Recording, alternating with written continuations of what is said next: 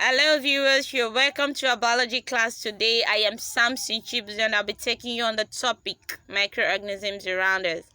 Under this topic we'll be treating the meaning of microorganisms and the groups of microorganisms. By the end of this lesson, you should be able to state the meaning of microorganisms, list and explain the different groups of microorganisms, give examples of different classes of viruses, and list and explain the different groups of bacteria based on their oxygen requirements and based on their shape. Alright. Are you aware that our environment is filled with tiny microscopic organisms called the microorganisms? Some of these microorganisms are beneficial, some are harmless, and some are harmful. The harmless ones are called the non-pathogenic microorganisms, while the harmful ones, that's the ones that cause diseases, we call them the pathogenic microorganisms. So what then are microorganisms? Microorganism is coined from the word micro and organism. Micro means something that is very, very tiny, very small. Then organism is anything that has life. So microorganisms are tiny organisms which cannot be seen with the naked eyes except with the aid of microscope. So we can't see them with ordinary eye. That's why we call them microorganisms. The branch of biology which involves the study of microorganisms is called the microbiology. So, where can we see this microorganisms? So, where can microorganisms be found? Microorganisms are found everywhere in the soil, air, water, food, on our clothes, bodies, inside our bodies, and so many other places. We can find microorganisms everywhere. Then, what are the groups of microorganisms? We have the 5 groups are listed here. We have the viruses, the bacteria, the protozoa, the fungi, and the algae. We'll be taking them one after the other. We'll begin with viruses. What are viruses? Viruses are the smallest of all the microorganisms. Of all those ones are listed above, viruses are the smallest. Their size is ranging from 0.02 to 0.3 micrometer. And some can be as large as 1 micrometer, just like the pox virus. Because they are the tiniest, they cannot be seen with ordinary light microscope. They can only be seen with the use of electron microscope. Then their genome is made of either the DNA or the RNA, not both. Unlike human beings, we have our genome contains the DNA and the RNA, but that is not so with viruses. They can either contain the DNA or they contain the RNA. That's why we have the DNA virus and the RNA virus. Their genome, that's their nucleic acid, is packaged inside a protein shell called the capsid, as you can see here. You see the DNA inside the capsid, and you can see the spike or the peplomers, which is the glycoprotein encoded by the virus and projected on the surface of the virus. As you can see it here, you can see that this structure of the animal virus is not a cell structure. It doesn't have a cell membrane, and there is no cytoplasm, there's no nucleus, so it's not a cell structure. So because the virus doesn't have a cell structure, we refer to them as acellular. We refer to them as acellular because they don't have a cell structure. And because they don't have a cell structure, they can't make their own proteins and they can't grow on their own. Before they will grow, before they replicate, they must be within a living cell. Maybe the cell of animal, the cell of plants, the cell of bacteria. They cannot grow on their own. And so they are referred to as obligate intracellular parasites because they must be within a living cell to replicate. We have some classes of virus.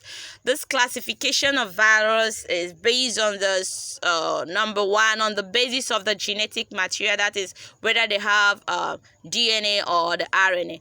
Number 2 is on the basis of the number of strands, that is whether their DNA is double-stranded or whether it is single-stranded.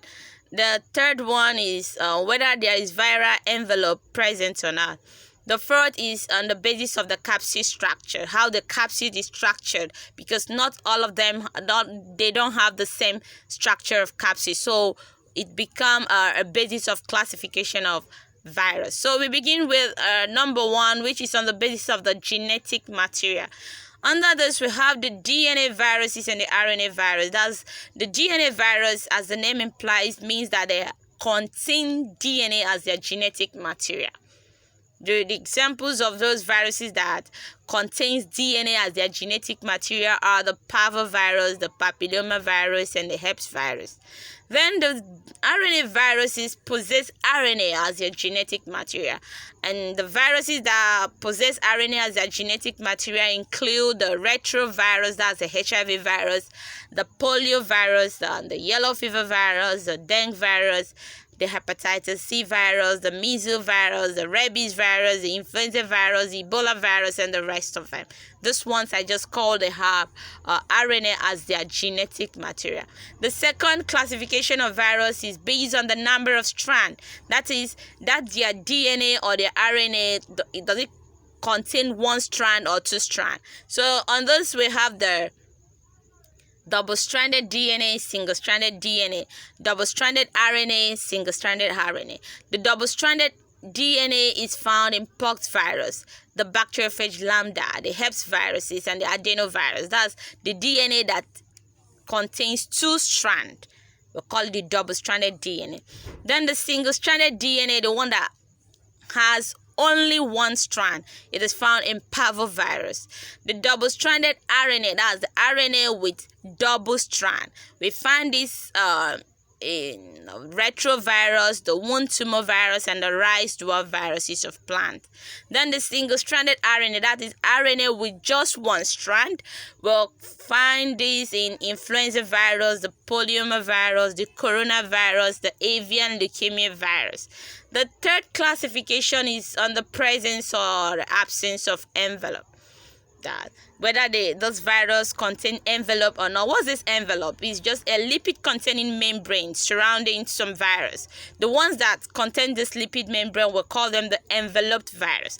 The one that doesn't have it, we call it the non-enveloped or the naked virus. So the enveloped viruses we have here, that's the ones that contain this lipid membrane. We have the enveloped DNA, the enveloped RNA, and for non-enveloped we have the non-enveloped DNA and non-enveloped RNA viruses.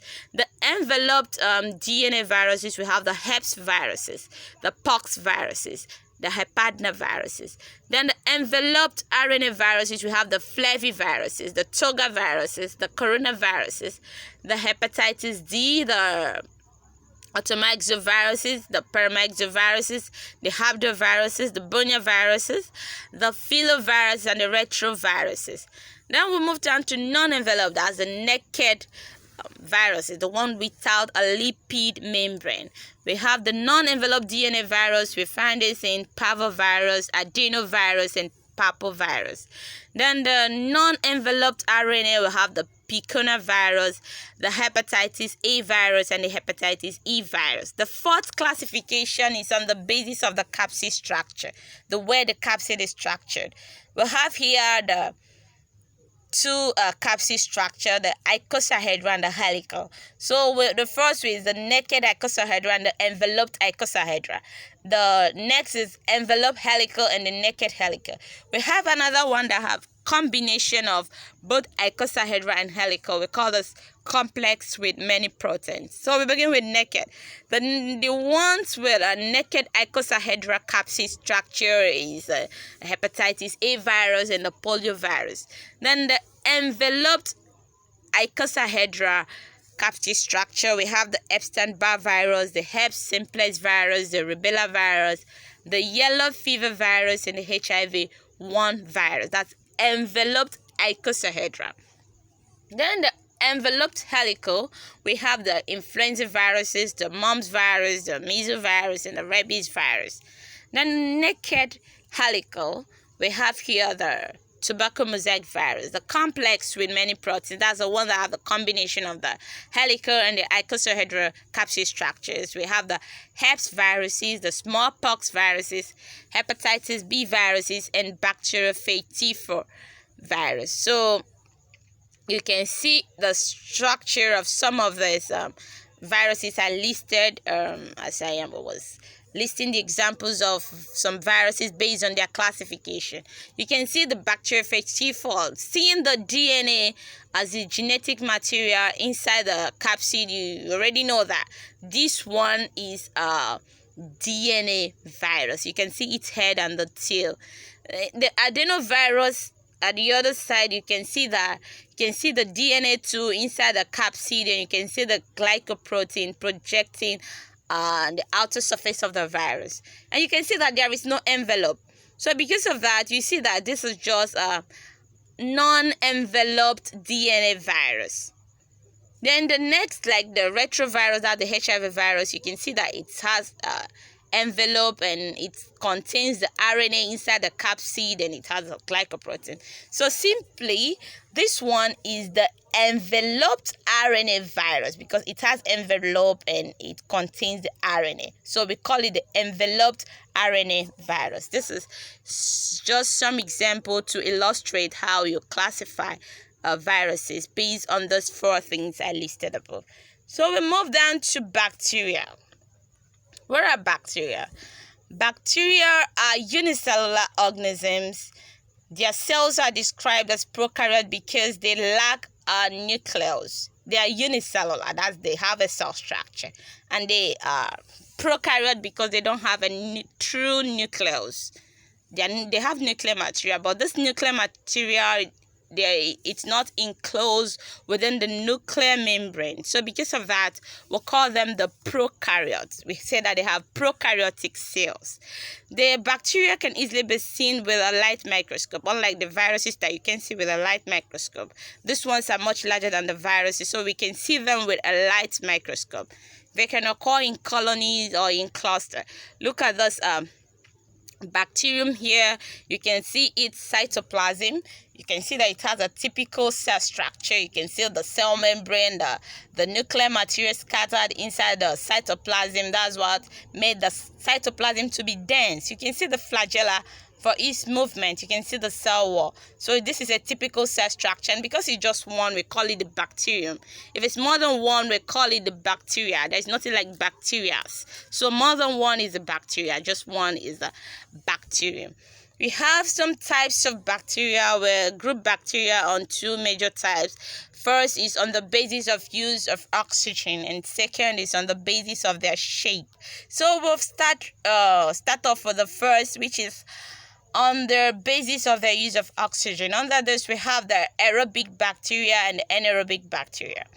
The word aero means air. So the aerobic bacteria are those bacteria that require oxygen for their respiration. The ones that live under or in the presence of oxygen, that survive when there is oxygen.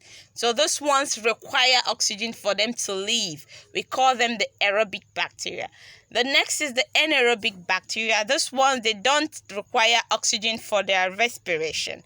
Under this, we have 2 groups again. We have the facultative bacteria and the obligate bacteria. These 2 I just call the facultative and the obligate. They're under the anaerobic bacteria. That's the one that doesn't require oxygen for their respiration. The facultative bacteria, they can live under both aerobic and anaerobic condition. So that means they can live both in the presence of oxygen and in the absence of oxygen. That's why I call it the facultative bacteria. This one, called the obligate, can only live under anaerobic condition. They don't need oxygen for them to survive. They don't need oxygen at all. For them to survive, there must be absence of oxygen. So this live strictly under anaerobic condition. We call it the obligate bacteria. Then the next classes or the next type of bacteria is on the base of their shape.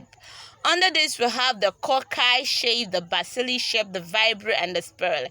So we'll start off for the first, which is the cocci. The cocci shape is circular in shape or spherical. Sometimes you see one cocci is called the coccus. So when it's just one, you call it a coccus. When 2 of them stick together, we call it the diplococci, because di means 2. When this cocci shape forms a chain, you call it the streptococci. When it's occur in cluster, forming a bunch, you call it the staphylococci. When it exists in group of 4, we call it the tetrad. And when it forms a cube, we call it the sarcina. You can see the cocci structure here in the green color. You can see the cocci in group of 2. That's the one we call the diplococci. As you can see it here, the diplococci, because there are 2. Di means 2. You can see the one occurring as a chain. You can see it here. This is the streptococci. The one that forms a bunch, that occur in cluster to form a bunch, you call it the staphylococci. The one that exists in group of 4, like this one, you call it the tetrad. And this one that forms a cube here, called the sarcina. That is the group of the groups we have under cocci. Then the next classification, based on the shape, the next type we have here is the bacilli. The singular is the bacillus, while the plural is the bacilli. The bacilli bacteria, they are rod in shape. As you can see them here. Some of them can contain a flagella for locomotion, not all. The ones that contain flagella, we call it the flagellated bacilli, but the one that doesn't have a flagella, we call it the non-flagellated bacilli. Bacilli, just like the cocci, can also exist in chain. When it exists in chain, we call it the streptobacilli. Example is the one that causes typhoid fever. That's the Salmonella typhi. It's a flagellated bacilli. This is bacilli here. This one is the bacilli, the rod shape occurring in chain. You call it the streptobacilli. This one is a flagellated. You can see the flagella there. This one is a non-flagellated bacilli. So the next we have is the vibrio. The vibrio is colored purple here. They are comma in shape. They are just curved like a comma. It can also contain flagella. So we have the example, the cholera bacteria. That's the one that you can see here, the cholera bacteria. It is curved in shape, as you can see it here, the purple color. You see that it's curved in shape. And also the bacteria that causes stomach ulcer, that's the Helicobacter pylori. It is also in the type called the vibrio. The 2 of them, the cholera bacteria and the Helicobacter pylori, are under the vibrio. The last one we have here is the spirale. The example here is the bacteria that causes syphilis. That's the Treponema pallidum. They are twisted in shape, like a twisted hair. You can see it here. It's twisted. The 2 of them, they belong to the spirale because they are twisted just like a twisted hair. So these are just examples of the classification of bacteria based on their shape. You can see the cocci, the bacilli, the vibrio, and the spirale. The next we have is the protozoa. Protozoa is a microorganisms that can occur as a unicellular free-living organism or as a parasite. They are eukaryotes. That they have a true nucleus. Their nuclear material is within the nuclear membrane, so we classify them as eukaryote. They are unicellular organisms, and some of them can just exist as a free living unicellular organism. Examples are the amoeba and the paramecium. While some of them can exist as a parasite. That's example like the trypanosome that causes trypanosomiasis and plasmodium that causes malaria fever. That's the examples of the protozoas we have here. Then the next is the fungi. Singular is fungus. These fungi are eukaryote. That means they have a true nucleus. Some fungi, like they can be unicellular, like the yeast. It's a unicellular fungi. But most fungi are multicellular. Now, when you see fungi, just like the one here, you always think that it's a plant. They resemble the plant, but they are not plants. They can make their own food through photosynthesis because they don't have a chloroplast. So because of that, they feed saprophytically or parasitically. So the ones that feed saprophytically are decomposers that feed on dead and decaying organic matter. So they are not plants. They can't make their own food, and they don't have a cellular cell wall. Instead, they have a chitin as their cell wall. So this is a typical fungi. That's the mushroom. You can see it here. It looks more like a plant, but it's not plant. So we classify them as fungi. The examples of fungi we have are the yeast, the mushroom, the mold, the rhizopus. Then the last we have here is the algae.